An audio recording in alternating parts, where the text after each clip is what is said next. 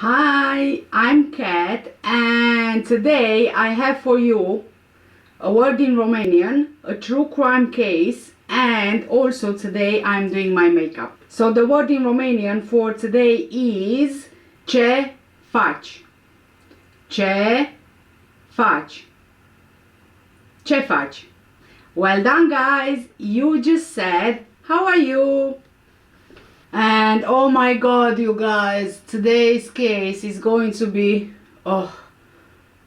just horrible, seriously. Like, when I first heard of this case, I didn't really research it into much depth until now when I did my research for this video, and I had no idea of all the horrific details of this case. And if I'm honest with you, I was really struggling to finish the research for this. So, apart from my usual disclaimer, which is that I don't mean any disrespect to anyone I talk about in today's video, and also all the information I'm giving you is already found in the public domain, and I'll also be sharing my own views and opinions, I need to give a warning that this case is very hard to listen to.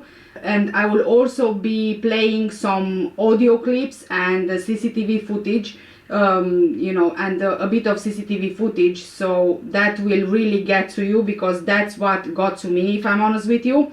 So I'm sure that you've heard of this case before. It's quite high profile, and it recently resurfaced in the news because of the appeals the killers made to have their sentences reduced. But if you haven't, today we are talking about Arthur Labinjo-Hughes. I very briefly did a few short videos on Arthur's case when it first unfolded, but like I mentioned to you already, I'll be honest with you, I never got so deep into the details, and I have to say that I was honestly shocked when I read everything and when I saw the CCTV footage and heard audio recordings of Arthur. It's just truly horrific, and quite frankly, I can't get it out of my head. This one, I have to say, really stayed with me. And I want to start with a quote from Arthur's mom. Arthur was the light of my life. He wasn't just my only child, he was my best friend. Never did I imagine he would be taken from this world so early in his life. If Arthur could ask for one last thing, it would be that he was remembered for his superpower. Arthur was just 6 years old when he died after suffering horrific abuse at the hands of his father and his father's partner. He sustained an unsurvivable brain injury on June 16, 2020, while he was with his dad's partner Emma in her home in Cranmore Road, Solihull, West Midlands. The horrific case of Arthur Labinjo-Hughes is raising serious questions about how his went undetected for so long. Did authorities fail in their duty to protect him, or did lockdown prevent them from saving him? In the space of just 18 months, Arthur went from a bright and bubbly boy to a weak and emaciated one, petrified for his life. So let's just get into all of the details. Arthur Labinjo-Hughes was born on 4th of January 2014 to his mom Olivia Labinjo-Hughes and his dad Thomas Hughes. His parents separated shortly before his second birthday when he was 19 months old. Both parents shared custody of him whilst he lived with his mother.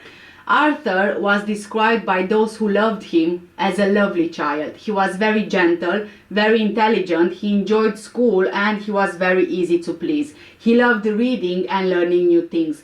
One of his favorites was Julia Donaldson books. He loved his mom, his grandma, and his uncle dearly. Arthur really liked his food, he enjoyed school, he loved playing cricket, and he was an avid Birmingham City fan. He loved playing football, playing outside, and adored spending his time with his extended family. He had a very keen interest in DC and Marvel superheroes. He was a healthy and happy young boy. In June 2018 was the first time that social services became involved in Arthur's life. A domestic abuse incident between Arthur's mother and her new partner Gary Cunningham prompted a children in need assessment by Birmingham Children's Trust that concluded with no further action. At the time of the incident, Arthur was not present. In February 2019, 29-year-old Olivia stabbed her new partner Gary to death after a period of mutual domestic. It seems it was during a drugs argument, however I am not quite sure. She was arrested and later convicted of manslaughter, being sentenced to 11 years in prison. A further Children in Need assessment by Birmingham Children's Trust concluded with no further action. Olivia's arrest led to Thomas Hughes becoming Arthur's sole carer. Arthur then changed schools to Dickens Heath Community Primary School and moved into an annex behind his paternal grandparents' home with his father. According to his grandmother, Arthur was at first quite nervous, but he quickly became a happy, well-rounded child. Arthur's father was assessed to be a protective factor for him. According to Andrew, Thomas's brother, Olivia's conviction only strengthened the relationship between Arthur and his dad. It was like them two against the world. In August 2019, 29-year-old Thomas, Arthur's father, meets 32-year-old Emma Tastin online on the dating website Plenty of Fish. In early autumn 2019, they were already in a relationship. Thomas introduced his son to Emma very early on in the relationship, and she later stated that she and Arthur were friends straight away. And this is where things start unfolding. I don't know how many times I'll have to highlight this, but please don't introduce your children to your new partner early on. It's never a good idea. First of all, that relationship might not last and your child will only get affected by someone leaving them yet again. Secondly, you have no idea what that person is like after only knowing them for a couple of months. So why would you risk exposing your child to something that you have no idea about? As Arthur returned to school after the summer holidays, a teaching assistant stated that she had no concerns about his well-being. However, the child's uncle noted that Thomas seemed to be becoming stricter with the boy, and Arthur appeared of being more fearful of getting into trouble. An official at Arthur's school noted that the child became less happy as autumn progressed. There was also an incident during a school nativity play where Arthur became upset when a baby doll was removed from its crib. By October 2019, Arthur had no contact with his maternal family. Arthur's father stopped the contact between Arthur and his mother, his maternal grandmother, and the maternal extended family. In November 2019, Thomas and his mother Joanne met staff at Arthur's school to talk about their growing concerns about his behavior. Teachers reported that Arthur was becoming quite obsessed and fixated with his dad disappearing from his life or killing him, and he also became obsessed with death, murder and guns. Now you can imagine that, at this point Arthur, he was already separated from his mother, so I think that it's safe to assume this is where his fear of his father disappearing from his life stems from. We also don't know how much Arthur knew or witnessed of what his biological mother did. I mean, when, she killed her then partner, we don't know what Arthur was told about what happened. And also, as you will see later on, Arthur had a well-founded concern about his father killing him. And he said it. Arthur said it from the beginning. A child his age wouldn't normally know these things unless, of course, an adult would tell him something about that, right? In December 2019, Arthur's mom, biological mom, Olivia, tried to reconnect with her son after she initiated the process for contact arrangements through a child arrangement order. As part of this process, Children and Family Court Advisory and Support Service, also known as CAFCAS for short, became involved with Arthur. In January 2020, Arthur was referred to mental health services because of escalating concerns about his behavior and also about his emotional well-being. These changes started to be noticed in the autumn of 2019 by staff in school and by his father at home. A referral was then made to Solihull Child and Adolescent Mental Health Service by Arthur's GP. In March 2020, Thomas took Arthur to children and adolescent mental health services practitioner Carrie Forsyth Benson, who reported Arthur telling her that he was worried about his dad not returning. She said his physical appearance seemed fine, and as his aggression and anxiety reduced, she concluded there was no mental health issue. Thomas believed that Arthur had behavioral issues because of his separation from his mother. And I would also add on here that yes, Arthur did have trauma from his separation from his mother, but he also must have had anxiety from all the threats that Thomas made against his own son, as we will find out later.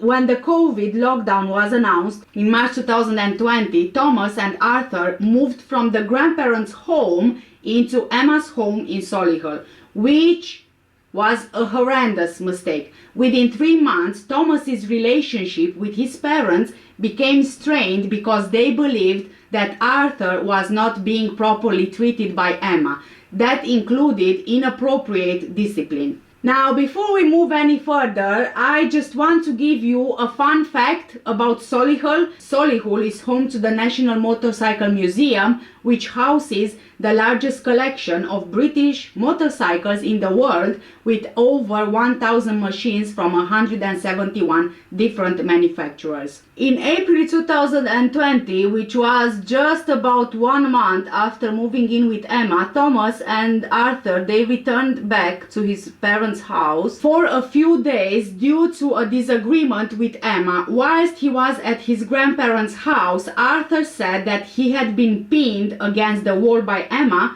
called a horrible, ugly brat, and his grandmother found several bruises on his back.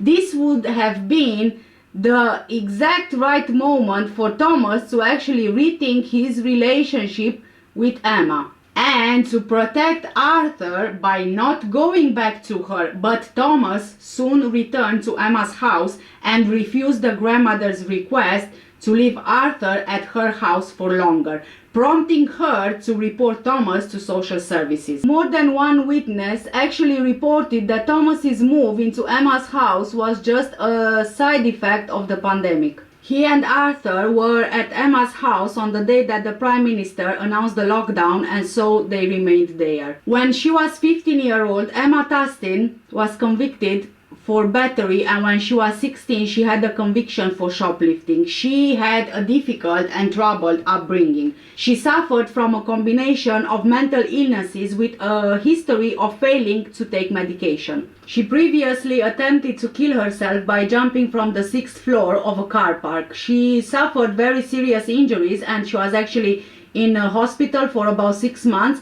She also suffered domestic abuse at the hands of Thomas and earlier partners. Emma had 2 children of her own and she was already known to social services. Signs of abuse became apparent in April 2020 when Arthur visited his grandparents. He told them that Emma grabbed his face and called him an ugly, horrible brat. So on 16th of April 2020, Joanne Hughes, Arthur's grandmother, reported Arthur to social services after taking photos of bruises on his back, which she discovered when Thomas and Arthur visited her. She even tried to convince Thomas to leave Arthur with her, but like we already know, he refused. The paternal grandparents voiced growing concerns about bruising with Solihull emergency duty team. The emergency team called the police that evening, informing them of the concerns raised and asking for a safe and well check. However, police denied the request for the safe and well visit because they have already seen Arthur the previous day. This safe and well check is really the welfare check, because you know the police wouldn't want to waste their time after seeing, you know, Arthur the previous day. Because what can possibly happen in 24 hours, right? I mean, it's not like anything is gonna happen. Social services and the police visited Emma's home on 17th and 18th of April 2020 and they saw Arthur. Social worker Jane Kavanagh was told by Emma that her son and Arthur had been play fighting with boxing gloves, resulting in the bruises, and said she could see a single faint bruise in the middle of Arthur's back. Now, I don't know if it really is plausible. I mean, when you have fighting gloves on, do you really get bruised? Isn't that the purpose of the boxing gloves on, so you don't get injured? I would assume. I don't know. When asked how happy and safe the children felt on a scale of 0 to 10, with 0 being represented by the floor and the ceiling being the opposite, both boys very confidently jumped up and pointed at the ceiling, saying they felt very safe and very happy. Now, my question is, were the boys asked this in front of the adults?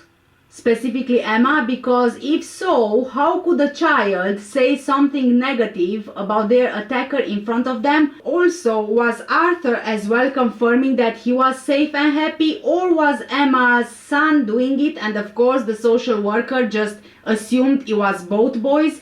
Because Emma's children never suffered any violence, however Arthur did. So, go figure, the social worker concluded there were no safeguarding concerns and no need to refer the case for a full child service assessment. This would have been when Arthur was 6 years old. No action was taken. But following this, Thomas cut off contact with his family, who didn't see Arthur again before his death, which is a red flag. I'm going to say this. No matter how many reports a relative would make to police or social services, when you know that you are not doing anything wrong whatsoever, there is no reason to cut contact with them, right? In my opinion, yes, I know that you do get the odd reports made out of spite or, you know, whatever else, but in most cases, when reports are made, there is a reason why the reports are being made, because the child is not safe. And in most cases, a caregiver cuts contact with family if the caregiver has a reason to hide something. In my opinion, again, Thomas was also offered an early help program to assist Arthur in dealing with his traumatic past, also known as life story offer. As it turns out, according to Thomas, Emma actually coached the boys to lie to social services about their fight with boxing gloves, and she even warned Thomas that they would have their children taken from them if he didn't go along with it as well. On 18th of April 2020, Arthur's uncle Daniel Hughes spoke to West Midlands police about the bruises on Arthur's back. He sent the photos to an officer, but he never heard back from this officer. Police later closed the log, of course they did, believing it required no further role for force response, as social services were involved. Even with the photos, there were issues from the beginning. The photos were initially sent to police on April 18 by Arthur's grandmother or uncle, is not exactly clear. They do receive the photos, so the police receives the photos, which were then supposed to be sent to MESH, the multi-agency safeguarding hub, but the photos were never sent. On 20th of April 2020, Joanne Hughes told Arthur's school about the referral to social services. Michelle Hall, safeguarding lead at Dickens Heath Community Primary School, contacted social services, but she was told by them that they had no concerns. Does this story sound familiar to you? I mean, how many times have we heard this before? How many times has this been a broken record? No concerns, no concerns, no concerns, and then you have a child who is dead, yet no concerns, right? It was only on 24th of April that the safeguarding hub received the photos with the bruises. Family members at this point, they continue to express their concerns to children's social care, the police, and even Arthur's school. By the end of April, it was decided that no further investigation was needed in relation to the family's concerns about bruising. It was hoped that the family would consent to an offer of life story work with Arthur, which would be an opportunity to monitor and escalate any safeguarding concerns. But at the end of April, Arthur's father, Thomas, declined the offer of life story work. It was hoped, but it was not enforced or monitored or whatever else. I mean, I have a question. When people do report, right? The family reports, the school reports, they take all the steps necessary. What the heck is the police and social services doing? If the family would go and take Arthur away from the situation to protect him and keep him safe, the police would accuse them of kidnapping, even though they know fully well that Arthur is being. It does not make any sense. What the heck is going on? I feel like these authorities are not bloody using their bloody common sense. It infuriates me, honestly. In May 2020, Arthur was made to stand in the hallway for long periods of time as punishment for his alleged misbehavior. Yep, this is another common story, isn't it? We keep hearing these stories over and over again. It's never ending. Emma reported these incidents to Thomas through text messages and audio clips of Arthur crying. In these clips, Arthur could be heard crying for his grandmother and for his uncle, and at one point, Arthur said, "Nobody loves me."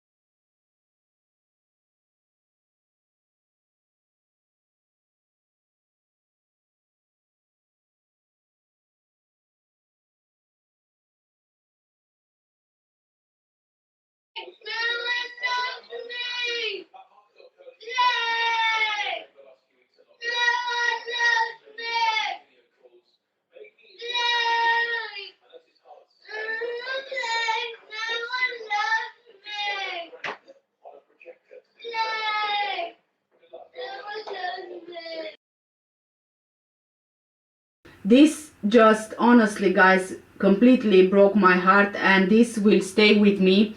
Arthur was clearly in pain. He was heartbroken. He was defenseless, and he was alone. Emma and Thomas used insults such as Satan, Hitler, Devil Child, Weasel, and various swear words to refer to Arthur. Thomas would frequently threaten violence against his son. Emma said at one point to Thomas, "I want you, but I don't want him." By the end of the month, Arthur was moved out of Emma's son and daughter's bedroom, and he was made to sleep on the living room floor. In the same month, Emma's stepfather, John Dutton, made an anonymous referral to social services because he felt Arthur was in danger. This was Emma's stepfather. On 8th of June 2020, Arthur's school reopened. But Thomas didn't send Arthur back to school. Thomas was contacted by the school about Arthur's absence, but he gave various excuses for his absence. At first, he claimed Arthur didn't sleep well and would return the next day. Over the following days, Thomas reported to school that Arthur was losing weight, he wasn't eating, and he might faint. He never went back to school before his death. So now we have Thomas's own family reporting serious concerns, the school reporting serious concerns, and even Emma's own family reporting serious concerns. Can it be any more obvious than this? You tell me, can it be any more obvious than this? Everyone around Arthur are genuinely worried about Arthur's safety. What's the police and social services excuse here? What is the excuse? Perhaps that the family just don't like Emma or their relationship? I don't know. It's just infuriating. Emma and Thomas, they installed a camera at home to, of course, monitor Arthur during his isolation. Arthur spent 35 hours of the 3-day period between 12th and 14th of June in the hallway, having been forced to go there by his father and stepmother. So 35 hours. You have 72 hours in 3 days. Out of 72 hours, Arthur spent 35 hours in the hallway. 35 hours out of 72 hours. Let that sink in. He was 6 years old.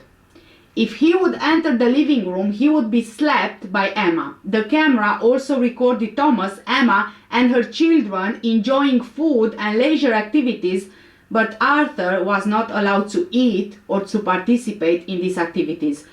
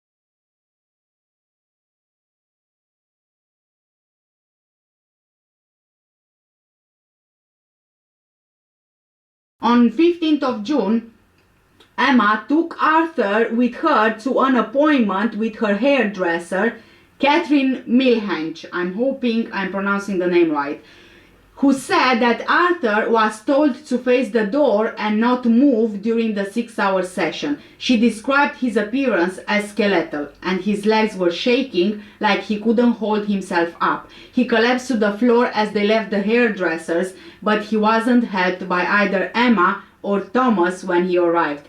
Later that evening, Thomas belted Arthur's leg and later told Emma to just end him. This is coming from Arthur's own father, to just end him. On 16th of June 2020, CCTV footage from the camera in the living room where Arthur slept on the floor showed him appearing weak as he woke up and struggled to carry his duvet out of the room. He was in visible pain. The family returned to Catherine's house to finish the hair appointment. Of course, that a hair appointment is extremely important, especially when, you have a 6-year-old who is clearly in pain. Yep.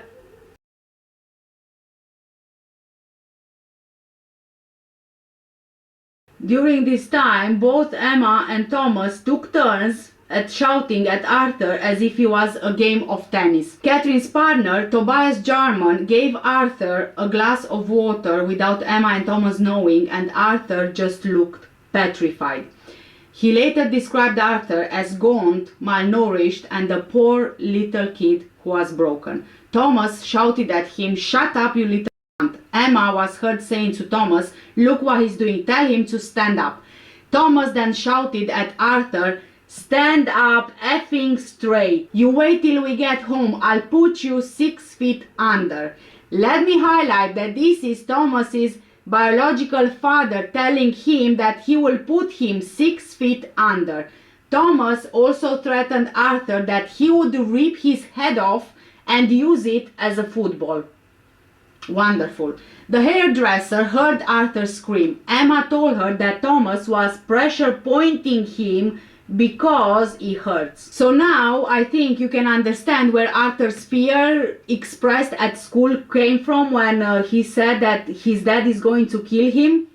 From all of these things that Thomas would tell Arthur, he was only trying to speak and to make his voice heard. But with all the people who knew something was not right, social services and the police decided that they don't want to hear Arthur's. Thomas, Emma, and the children returned home around 1 p.m. from the hairdresser appointment. At 1:11 p.m., Thomas left the house with Emma's children to go to the supermarket. During their absence, Arthur was fatally assaulted, but messages were exchanged between Thomas and Emma. She stated that Arthur was still screaming. She took a photograph of Arthur's reddened and bruised face at 1:55 p.m., which was sent to Thomas. Arthur's right eye was closed. He was clearly in pain. That as well was sent to Thomas. At around 2 p.m., Emma went upstairs to use cosmetics. Yes. It's believed that she then gave Arthur an overdose of salt in the bathroom at around this time, although Emma denied this. At 14:09, Emma sent a message to Thomas saying he ain't bruised his face, the marks gone lighter, ending, "Won't face the door, you ain't telling him no more." The couple then spoke on the phone for nearly 6 minutes. She then photographed Arthur in the hallway at 2:15 p.m. CCTV routinely recorded inside the house showed Arthur crying at 2:15 and being marched by Emma into the hallway by the scruff of his neck. Arthur's crying was also recorded on her mobile phone. After 2:30 p.m., Emma sent a message to Thomas to, of course, tell him that Arthur threw himself against a wall before thunking himself against the master bedroom door. She also wrote he wouldn't get up off the floor and claimed that he knocked himself out by hitting his head on the floor. I have to say that I think Emma was thinking of herself as, some kind of an influencer, like when those influencers, they take photos just about everything. to post on social media, right? It seems that Emma, she really loved taking photos of Arthur's obvious suffering. It's kind of like, you know, I'm so proud of myself for what I accomplished, let me just brag about it. And then Thomas was so proud of his partner for doing all of this to Arthur, like giving her a pat on the back and encouraging even more violence against his own son.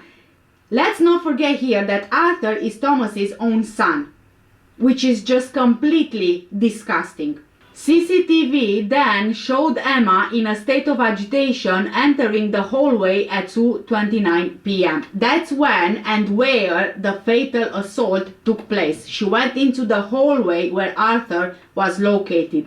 She shook him and hit his head against a hard surface multiple times. The assault is believed to have lasted 1 minute. She then returned to the living room and of course took her phone before going back into the hallway and then into the kitchen. She then went back to the hallway holding her phone, of course, as if about to use it. At 2:33 p.m. she took a photo of Arthur in a state of collapse.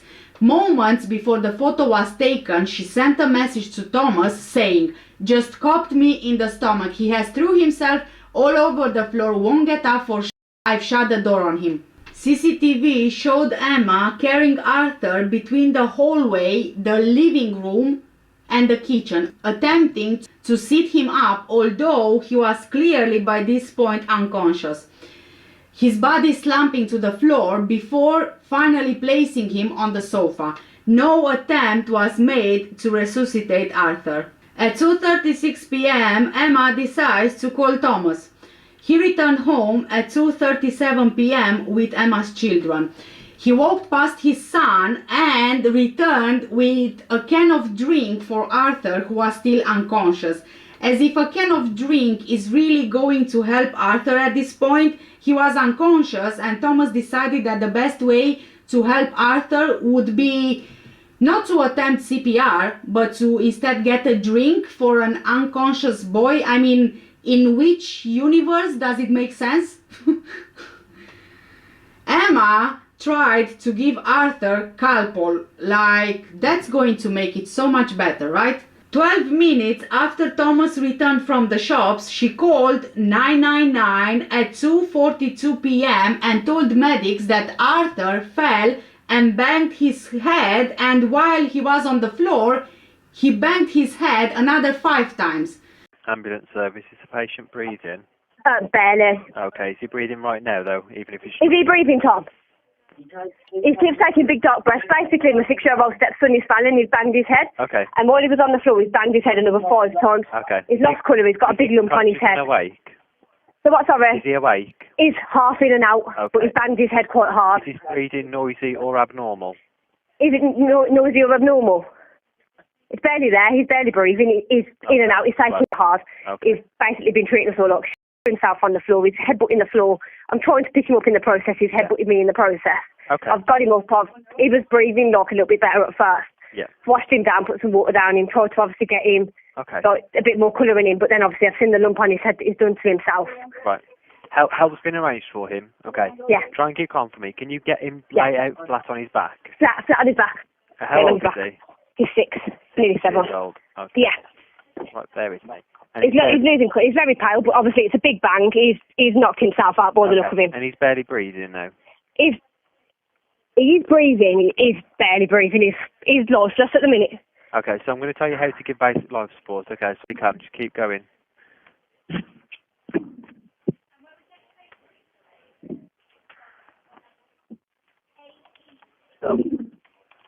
He's still not responding. No.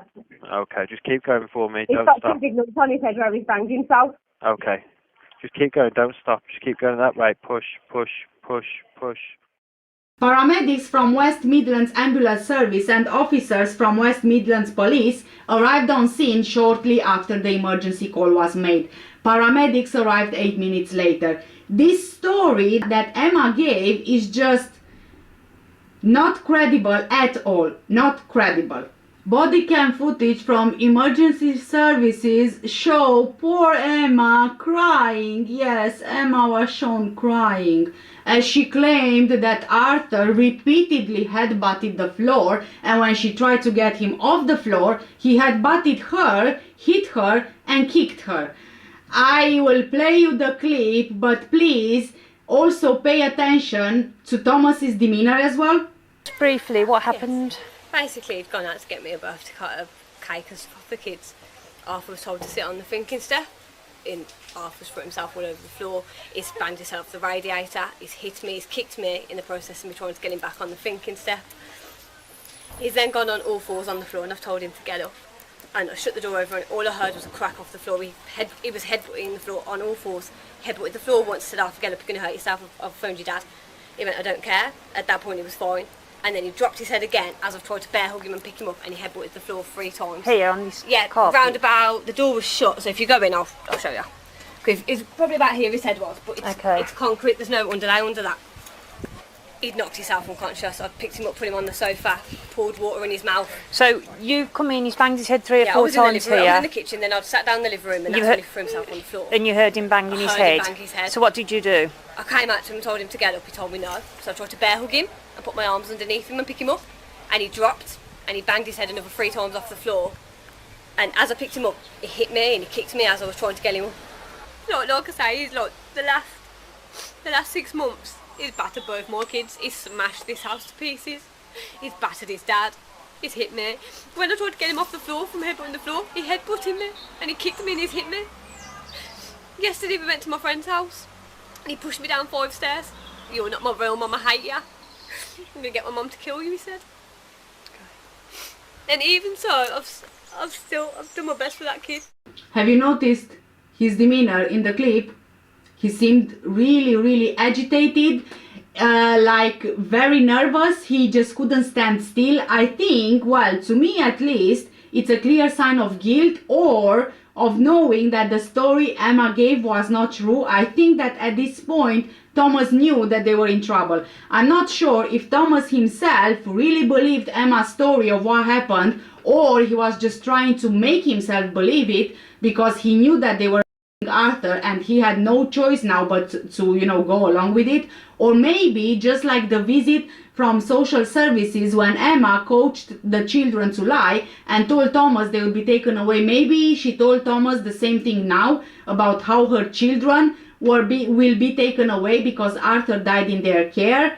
Arthur was taken to the Birmingham Children's Hospital, and later that evening Emma and Thomas were both arrested on suspicion of causing grievous bodily harm with intent. Once admitted to hospital following a surgery to relieve pressure on the brain, it became clear that the prognosis was fatal and that all treatment would be in vain. On 17th of June 2020, doctors concluded nothing could be done to save Arthur and his life support machine was switched off at 1 a.m. Arthur died on 17th of June 2020 of catastrophic brain injury inflicted the day before by violent shaking and his head hitting a solid surface on multiple occasions with a force equivalent to a high-speed traffic incident. He suffered multiple cardiac arrest and irreparable brain damage. From the violent shaking, Arthur's head was hyperextended and flexed on the neck. At the same time, his head was hit against a wall or floor several times. He just couldn't be saved. Hospital tests revealed that Arthur had abnormally high salt levels and he was seen to have bruising in many areas uncommon for accidental bruising in a child.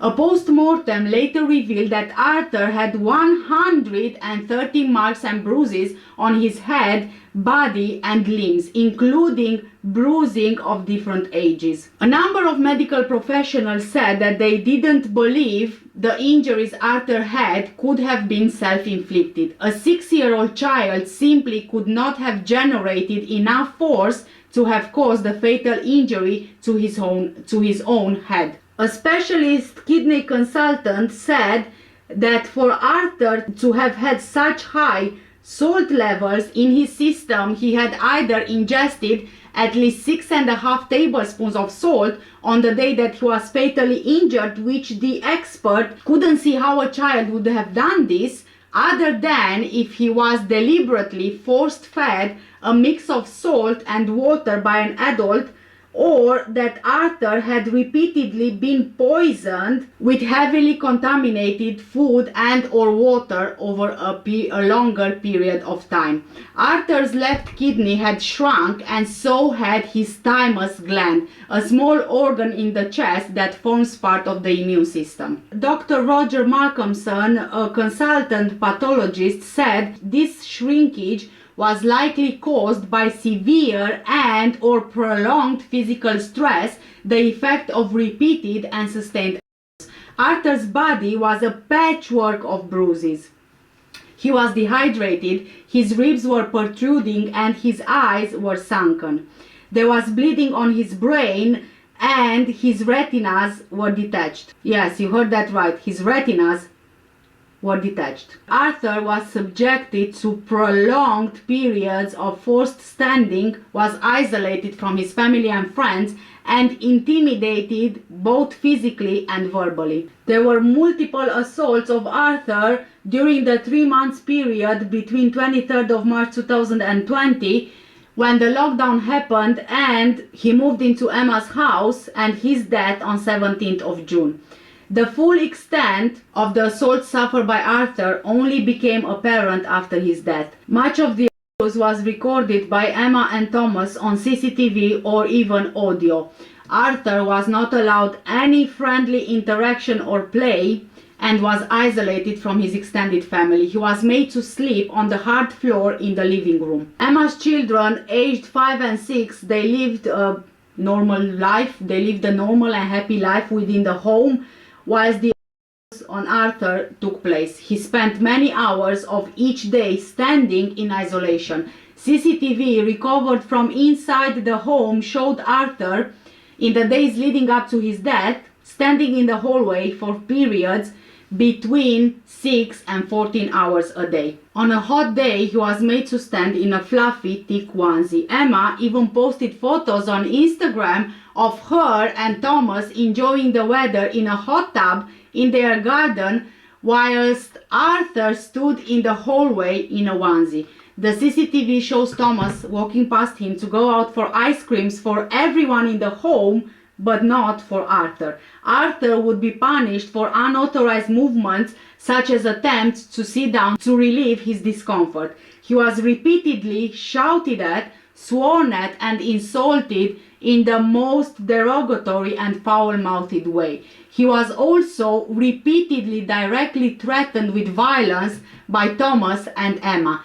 Text messages revealed Thomas making a series of graphic and chilling threats of shocking violence in terms that must have been terrifying for Arthur.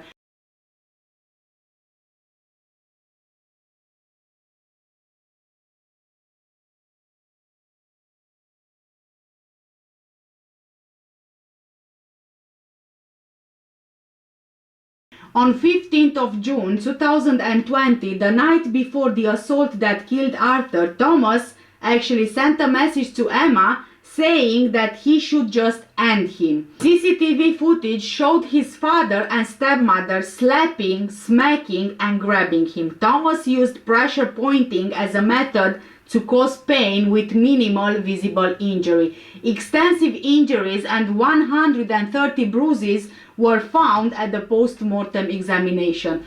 Arthur's access to food and drink were controlled and restricted.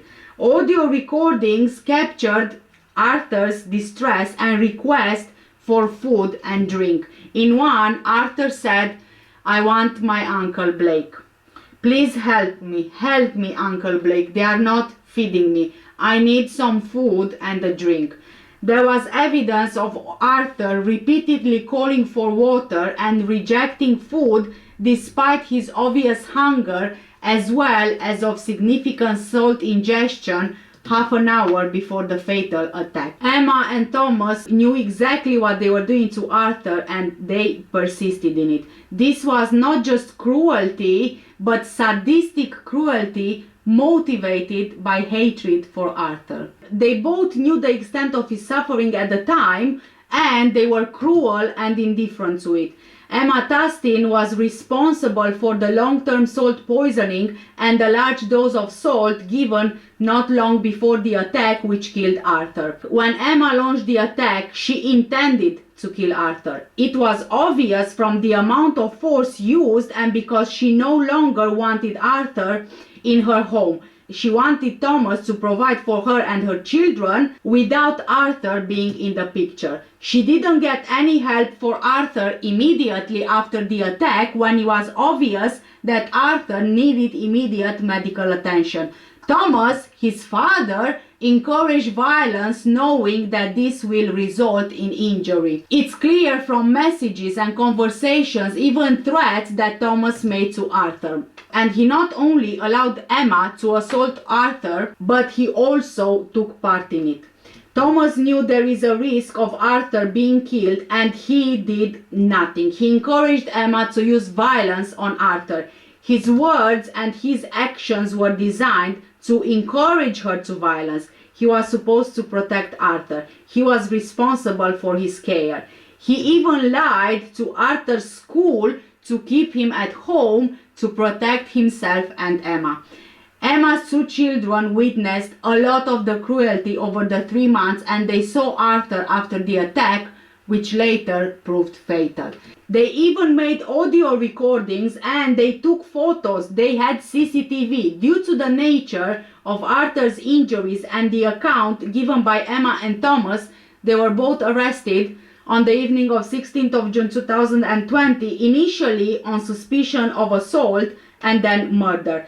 Police officers examined hundreds of videos, audio files and photos found on Emma's and Thomas's mobile phones, and analyzed thousands of messages they sent each other. They uncovered significant evidence of abuse inflicted on Arthur by both of them. Emma Tustin was convicted of murdering Arthur Labinjo-Hughes at Coventry Crown Court in December 2021, and she was given a life sentence with a minimum of 29 years. She is being held at HMP Peterborough. Jurors also convicted Emma of 2 counts of child cruelty, including salt poisoning and also withholding food and drink from Arthur. She had already admitted 2 other cruelty counts: willfully assaulting Arthur on 3 occasions and isolating him, including by forcing him to stand in the hallway for up to 14 hours a day as part of a draconian punishment regime. Thomas Hughes was convicted of manslaughter and sentenced to 21 years. He is being held at HMP Wakefield. Thomas had denied any wrongdoing, but he was also convicted of the child cruelty offences which Emma admitted. However, he was cleared of withholding food and drink or of poisoning his son with salt. The jurors took 6 hours and 15 minutes to deliver the verdict, and afterwards held a minute's silence in Arthur's memory. This is Arthur Labinjo-Hughes on the last morning of his life. Weak, emaciated and struggling to stand after weeks of being threatened, beaten, starved and poisoned with salt, which prosecutors described as child torture. Later, this once happy little boy suffered a fatal brain injury at the hands of his father's girlfriend, the violence encouraged by his dad. To see a child that ill and what they were doing to him, tormenting him, abusing him, they are cold, calculating, systematic tortures of a defenceless little boy. They're wicked, evil. Arthur's killer was Emma Tustin. He was headbutting the floor on all fours. Headbutted the floor once, said, "Oh, forget it, you're going to hurt yourself, I've phoned your dad." On the day she murdered him, she claimed to police that his injuries were self-inflicted. And he headbutted the floor 3 times. Here on this Yeah. cop. But she and his father, Thomas Hughes, had been abusing Arthur for months, ever since they'd moved in to her house in Solihull in March last year.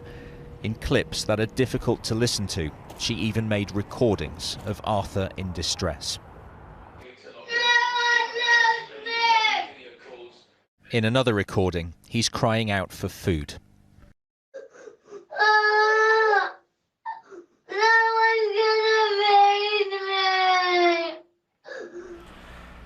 As a punishment, Arthur was made to stand in the hallway for up to 14 hours a day. His cries for help went largely unheard because this all happened during the first lockdown last year. But both the police and social services did visit him 2 months before he died. They were called by his paternal grandmother after she noticed bruises on his back, but neither social workers nor the police found cause for concern. Did the police miss an opportunity to save him? The no further action by the police was in relation to criminal offences, but it was very much that it was over to social services, and it was that joint investigation. The IOPC is conducting an investigation into the actions of the police response on that day. Tustin and Hughes were manipulative. He's smashed this house to pieces. He's battered his dad. He's hit me. Moments after inflicting horrific injuries on him, she sought to blame her 6-year-old victim. Convicted of murder and he of manslaughter, they'll be sentenced tomorrow. Arthur's mother is also in prison for an unrelated offence, but she paid tribute through his maternal grandmother. If Arthur could ask for one final thing, it would be that he was remembered for his superpowers. That was what I will always remember for, his superpower. And Arthur's superpower was his smile. The boy who died thinking he wasn't loved was. There was just no one to protect him. During the trial, Dr. Sarah Dixon, a consultant pediatrician who wrote a report about Arthur's lived experience, was asked how great a force would be needed to cause the head injuries that Arthur sustained. She said, quote, "It would be akin to the kind of force generated with high-speed road traffic collisions or a fall from height from a first or second floor window onto an unyielding surface, something like concrete," end of quote. As the prosecutor told the murder trial, Arthur was cherished by all. But in March 2020 came the lockdown and Arthur's life went downhill fast. Jonas Hank in Queen's Counsel told the jury that he became a target for derision, abuse and systematic cruelty. The killers have each tried to blame the other for what happened over Arthur's last 3 months. Emma portrayed Thomas as a violent bully with a short temper whose disciplinary regime spiraled out of control. Thomas portrayed Emma as a manipulative femme fatale who led him astray. She was no femme fatale, she wasn't even that good looking. I don't know what these people see in other people who allow their child to die at the hands of them. I don't know what they see. It's just infuriating. Both defendants called Arthur derogatory names, both in text to each other and in front of other witnesses as well. When Arthur objected to his treatment, his distress was recorded instead of being alleviated. More than 200 recordings were found by investigators. Dr. Sarah Dixon said that many of the clips are of a little boy sobbing, many crying to himself. There is a sense of desolation and desperation. They give the impression of a lonely little boy in tears. He seems just heartbroken. In some of the clips, Arthur appears to be pleading. It is an extensive catalogue of Arthur's wishes and feelings. The evidence he very clearly and repeatedly articulated his hunger, his thirst, discomfort, and his sadness. Investigators were never in any doubt that Emma and Thomas were in it together. With the verdicts in, Detective Inspector Laura Harrison of West Midlands Police was willing to speculate as to the motive. She said, quote, "I think Emma Tustin wanted to create a family unit in her home which wasn't to include Arthur. That's my personal opinion. But there is no excuse and there is no explanation as to why anybody would be able to treat anybody or anything in the way they did." End of quote.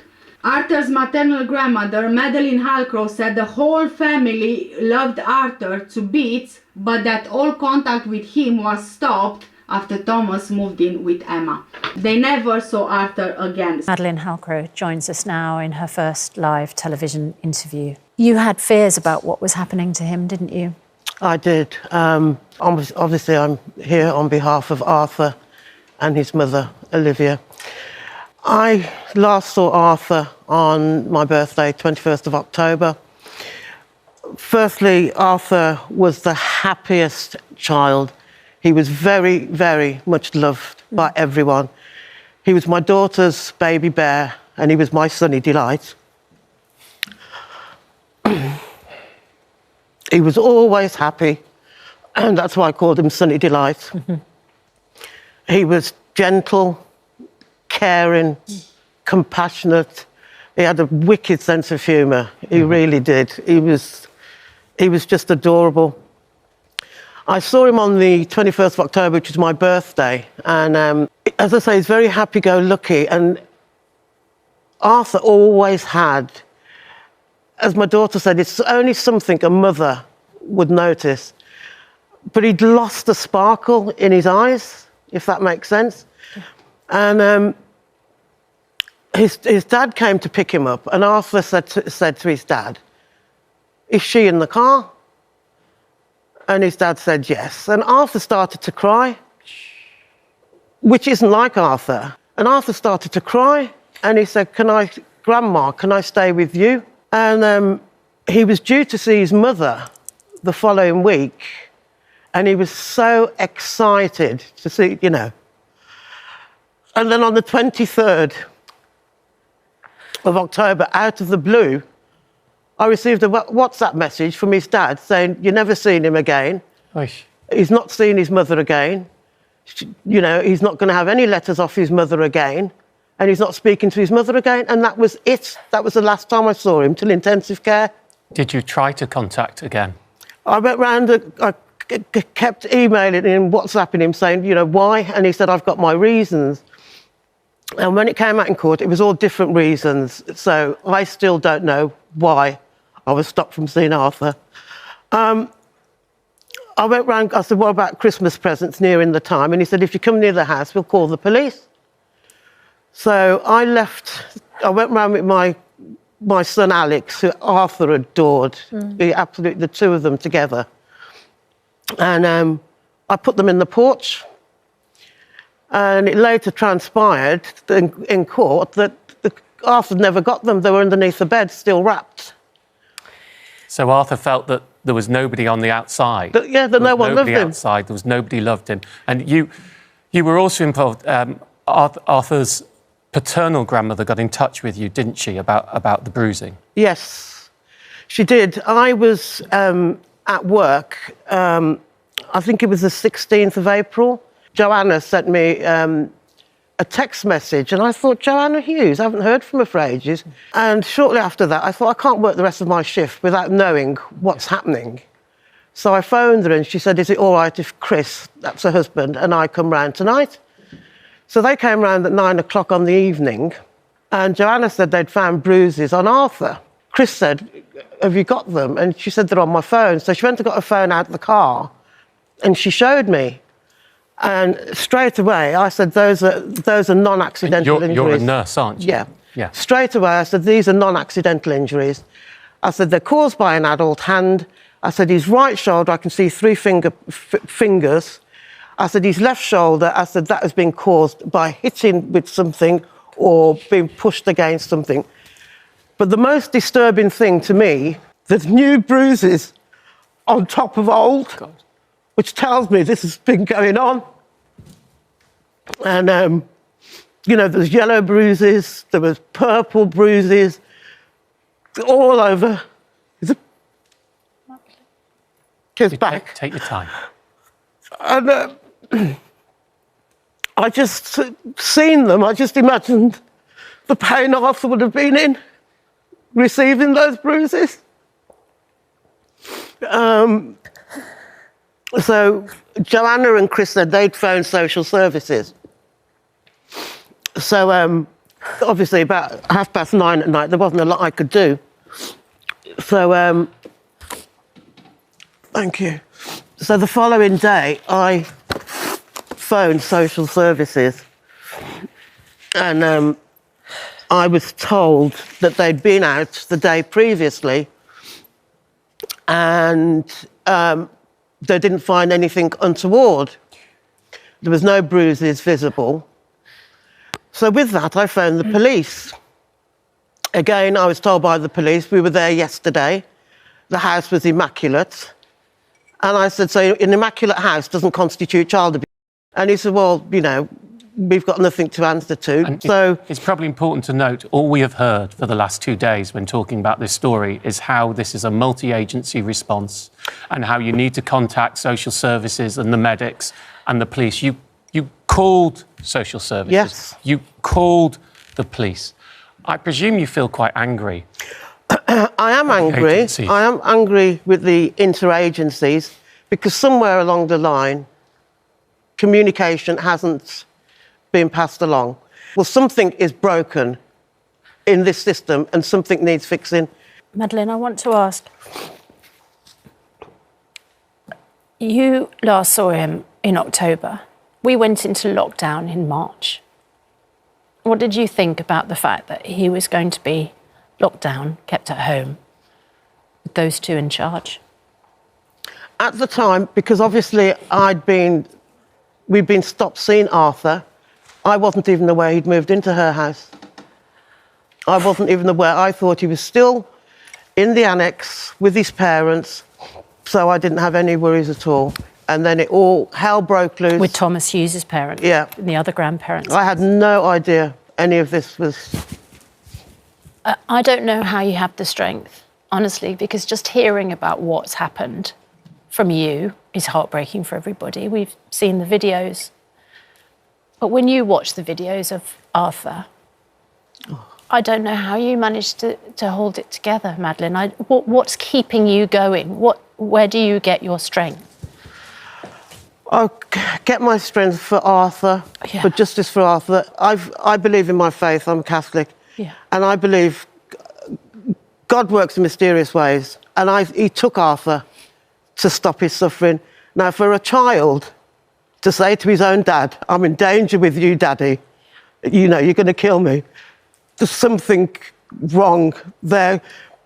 Arthur's very intuitive, and he must have had this sense of impending doom that something was going to happen to him. What I want changed is the whole interagency review. Everyone involved, teachers, social workers, get together once a week, discuss everyone. I appreciate everyone's workload is higher, but it's like somebody, nobody, anybody could have done it, but nobody ended up doing it anyway. Yeah. And this is a classic case of that. She has got a life sentence with a minimum term of 29 years. Mm-hmm.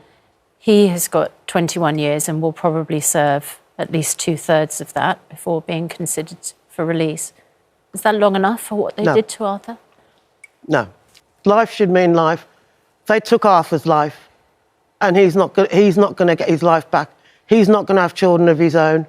They've took him from my daughter. Life should mean life. There was no remorse, no sympathy shown. Absolutely depraved, sadistic, torturous, evil, calculating people. There's a special place in hell, isn't there? Yeah. They'll never go to heaven.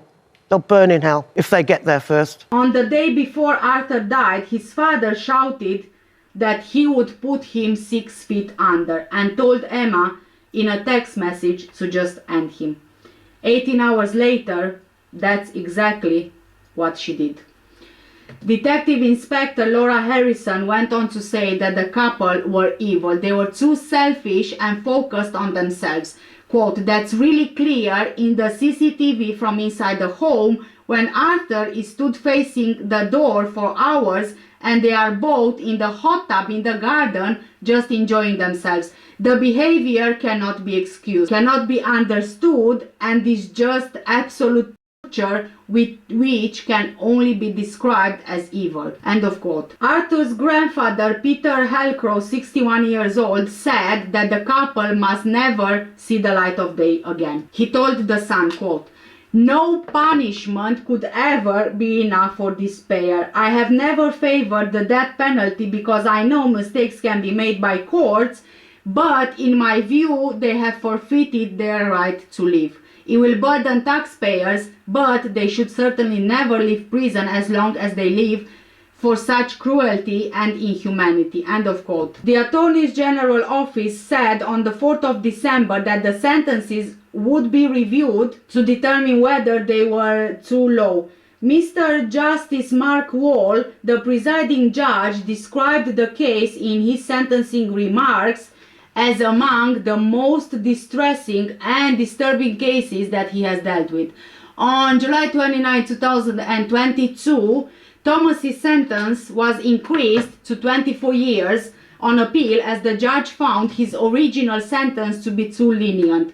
Emma's sentence was not changed. A local review was launched into the incident soon after Arthur's death. Shortly after the conviction, the government announced that there would be a national inquiry into the case. The review found that Child Protection Services had been involved in Arthur's life on various occasions dating back to 2018 and repeatedly not intervened to help him. According to the review, professionals had only a limited understanding of what daily life was like for Arthur. They had a very short time to develop a relationship and engage with Arthur in assessment to establish trust. Arthur's voice was often mediated by his father in contact with professionals.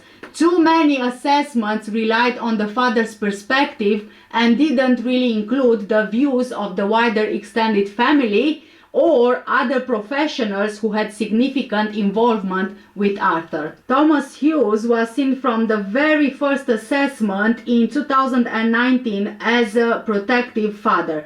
This was never again challenged by any professional when circumstances changed and when evidence to the contrary, such as reports from Thomas's own family that they were not sure he would protect Arthur, was available. Arthur's wider family members were not listened to, despite their many attempts to get agencies to look into what might be happening to Arthur. Their views were not heard and their concerns were not taken seriously. Family members and other connected adults can speak on behalf of the child and enable their voice to be heard. There was never any proper consideration given to the risk to Arthur arising from the move to live with Emma Tastin, despite her long involvement with social services and the very significant information about her that was available. The response to concerns about bruising to Arthur was undermined by the lack of multi-agency strategy discussion, which should always be triggered when there are allegations about the suspected abuse of children. The review recommends that multi-agency child protection units, which are described as integrated and co-located multi-agency teams staffed by experienced child protection professionals, are established in every local authority area. These teams will be staffed by professionals with the highest level of child protection expertise and experience, and will see the key child protection agencies of the police, health and social care working together seamlessly as a single team. That would mean that there would be a consistent and highly skilled group of multidisciplinary professionals leading official child protection practice in every local area. The review has put forward proposals for strengthened multi-agency leadership and accountability and for better multi-agency coordination and system oversight from the central government. Roles and responsibility for child protection need to be clearer both locally and nationally. The national review was initiated in the context of widespread public distress about the circumstances of the deaths of Arthur and Star Hobson that followed the conclusion of the two murder trials. I've already covered Star Hobson's case. A set of issues were identified in the review which hindered professionals' understanding of what was happening to Arthur and Star. These included weaknesses in information sharing, a lack of robust critical thinking, and challenge within and between agencies, a need for sharper specialist child protection skills and expertise, as well as the need for leaders to have a powerful enabling impact on child protection practice. That I am as determined as everybody in this House to get to the truth and expose what went wrong and take any action necessary to protect children. To do so, serious questions need to be asked. I want to make clear that police officers, teachers, social workers, health workers and others go to work each day to try to make things better, to do their best at what are very difficult jobs. Those already serving our country's most vulnerable children deserve our thanks, and I want to be extremely clear that no safeguarding professional should be the victim of any abuse. The targeting of individuals is wrong and helps nobody. But that does not mean we should not seek to understand what went wrong and how we can stop it from happening again. The public deserve to know why, in this rare case, things went horrifyingly wrong and what more could be done to prevent abuse such as this happening again in the future. I'm sure members across the House will recognise that improvements have been made from previous reviews, but the question now is whether that is enough.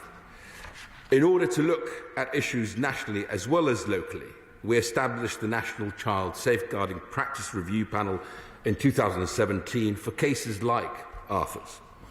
That is why, given the enormity of this case, the range of agencies involved and the potential for its implications to be felt nationally, over the weekend, Mr. Speaker, I asked Annie Hudson, Chair of the National Child Safeguarding Practice Review Panel, to work with leaders in Solihull to deliver a single national independent review of Arthur's death to identify what must be learnt from this terrible case. This will encompass local government as well as those working in the police, health and education sectors. Officials in my department are already in close contact with the Solihull Safeguarding Partnership, which is grateful for the support offered and agree with this approach as the best way to deliver comprehensive national learning and identify whether there are any gaps that need to be addressed. Annie and her colleagues on the national panel, who come from the police, health and children's services, have dedicated their lives and decades-long careers to bettering the lives of the most vulnerable children in our society. And I have every faith that their review will be robust, it will be vigorous and thorough. I've already assured Annie, as I assure you, Mr. Speaker, now, that she will be given all the support she needs to do the job properly. This review will focus specifically on Arthur's case and identify where improvements need to be made. But I also want to make certain we have looked at how all the relevant local agencies are working now, including how they are working together. For that reason, I have also asked Ofsted, the Care Quality Commission, Her Majesty's Inspectorate of Constabulary and Fire and Rescue Services, and Her Majesty's Inspectorate of Probation to lead a joint targeted area inspection. I have asked that each of these inspectorates be involved because of the range of local services which had been involved in Arthur and his family's life during the preceding months. These joint inspections are well established, but a new ambitious approach will be used with a sharp focus on the entry point to the child protection system across all agencies. This will mean we can truly look at where improvements are needed by all the agencies tasked with protecting children in the Solihull area, so that we can be assured that we are doing everything in our power to protect other children and prevent such evil crimes. As part of this inspection, all the agencies tasked with protecting children at risk of abuse and neglect in Solihull will have their effectiveness considered and instructed on where improvements must be made, both in Solihull as well as where learnings can be applied to other areas around the country. These inspectorates have met today to plan this work, and the work will begin next week. I, as well as officials in my department and across government, could not be taking this more seriously, and I've been working this weekend to bring everyone together to make sure this work can start immediately. We are already investing heavily to help the legions of dedicated professionals on the front line deliver the care that we all know every child deserves. We've also known that the care system needed bold and wide-ranging reforms, which is why we have the independent review of children's social care happening now. I know that Josh McAllister, who leads the review, Mr. Speaker, will make recommendations about what a decisive child protection response needs to look like, given it sits at the core of the system he is reviewing. And importantly, I know that the review will be looking at how social workers, especially those with the most experience, can spend time with families and protecting children, because we all know social workers do their best work with families, not behind a desk. Finally, Mr. Speaker, I'd like to thank the prosecuting barrister, Jonas Hanken QC, his team and the jury for their service in this troubling case. As the court heard, Arthur's tragic death is a result of the cruelty of his father and his father's partner. No government anywhere in the world can legislate for evil, but we will take action wherever we can to stop it from happening again, because we must do more. And to do more, I'd like to end my statement with a plea to everyone in our country.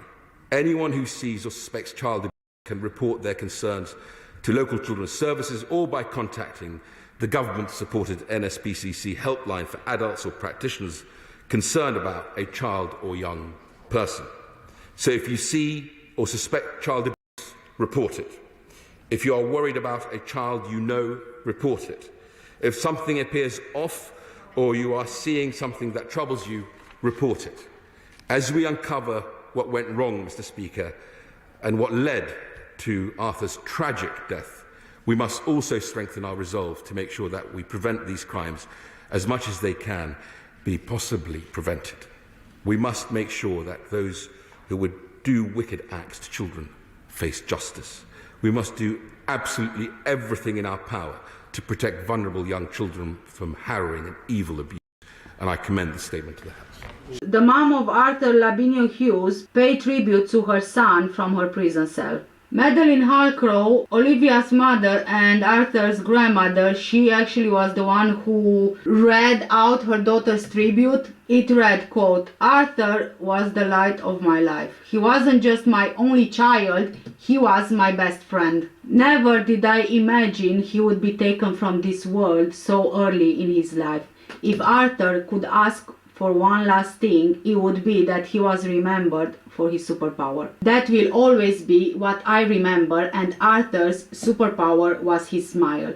Talking about Arthur's loves would not be complete without mentioning superheroes, Marvel or DC. Arthur loved them all, from Batman to Black Panther, Aquaman to The Flash. He had every costume and action figure and would spend hours dressing up and pretending he had all of their superpowers. Following the verdicts in the trial of Emma and Thomas, Olivia wanted to take the opportunity to focus on the life Arthur lived and to celebrate the beautiful little boy she knew and loved deeply. Quote, "The details of Arthur's case are harrowing and incomparable, but I want people to know who Arthur was. From his huge smile and his personality to his gentle, caring nature. All mothers are biased and believe their children are the best, and I'm no different." End of quote.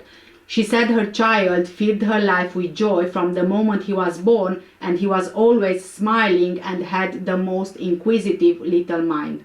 She went on to remember her son. Quote, "Arthur loved his food. He was 10 pounds and 6 ounces when he was born, and his love of milk soon turned to his love of food. He would try anything, and like all children, he always wanted what I was having. I remember when he started school. Every day on the way home, he would tell me what he'd had at lunchtime, and then he would ask me what we were going to have for dinner." She also said Arthur adored football, that he was a keen supporter of Birmingham City FC and loved wearing their kit.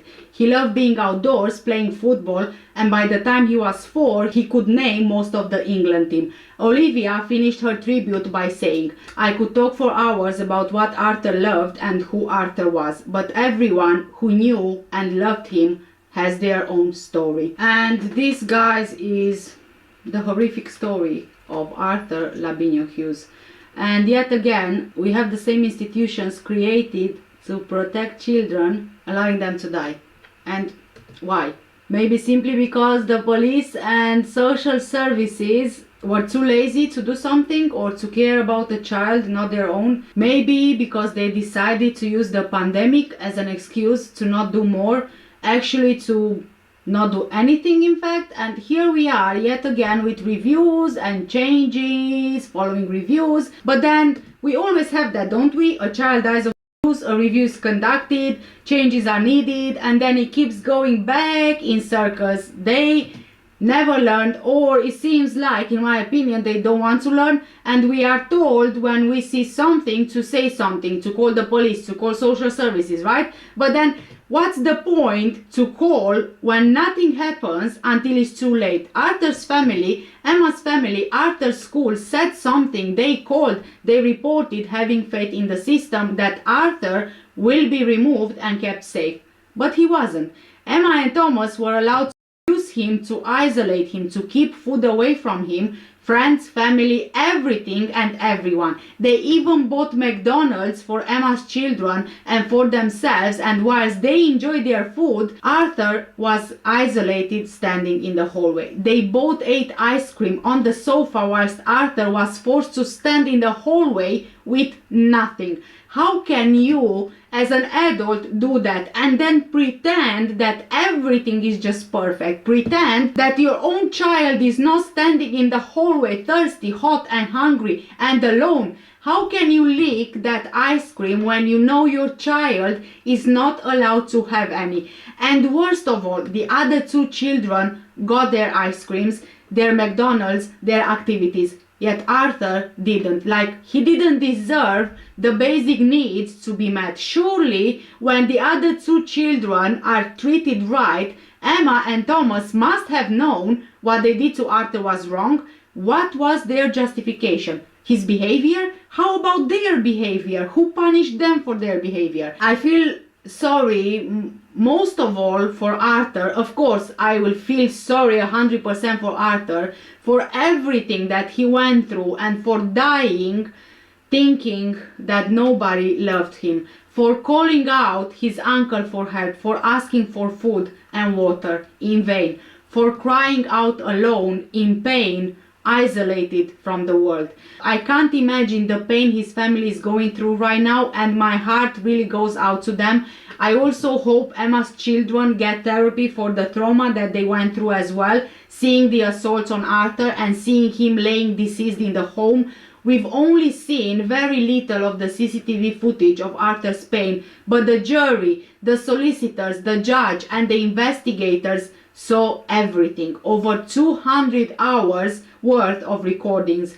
I think that the jurors will forever be haunted by those recordings, and I wish there would be more help available for jurors attending this type of horrific cases in court, because they have seen everything. They must be traumatized from this. If an adult gets traumatized from watching the recorded assaults, just imagine how it must have been like for Arthur. You know, guys, when I do my research for my videos and when I read post-mortem results and everything that a victim goes through, because of the depth of information that I like to have, I can imagine seeing the victim being assaulted and how terrifying it must have been and how heartbroken I feel. And then I'm asking myself, how can someone stand by and watch, and how can someone inflict this torture on a child, in this case a 6-year-old child? How can you even raise your hand when you see in front of you a defenseless child? Arthur died in 1 minute of being attacked. What kind of force and rage Emma had to be able to do it in 1 minute? And then she also had children of her own. How could she have done this to another child? Arthur Labinjo-Hughes, everyone loves you. You are loved, and we can all see your superpowers.